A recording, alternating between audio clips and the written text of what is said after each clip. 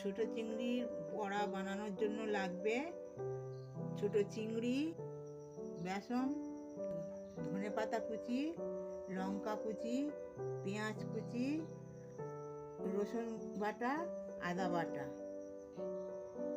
চিংড়ির ওপরে বেসন দিলাম,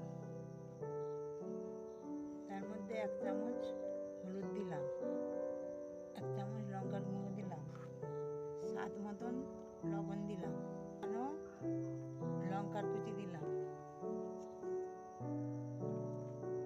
তারপরে পেঁয়াজ দিলাম, পেঁয়াজ, রসুন বাটা, পরিমাণ মতন আদা বাটা, মতন ধনেপাতা কুচি, মশলা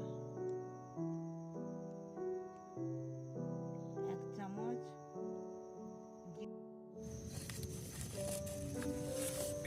মৌরি দিলাম, 1 চামচ।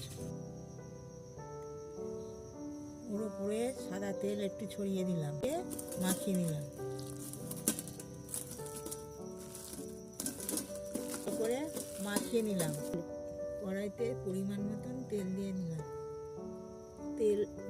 তেল গরম হয়ে গেছে, এবার বড়াগুলো ছেড়ে দিলাম আস্তে আস্তে।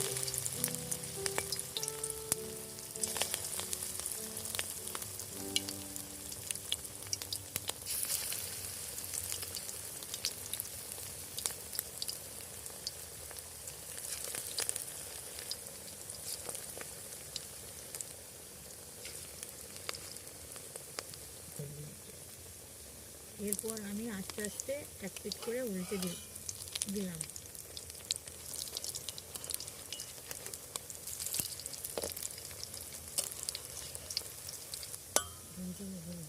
এরপর আমি আর একটু উল্টে দিলাম।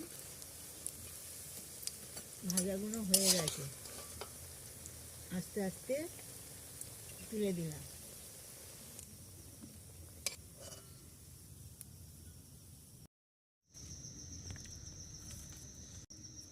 মুচমুচে খুব সুন্দর লাগবে, বাড়িতে বানিয়ে খাবেন, খুব সুন্দর লাগবে।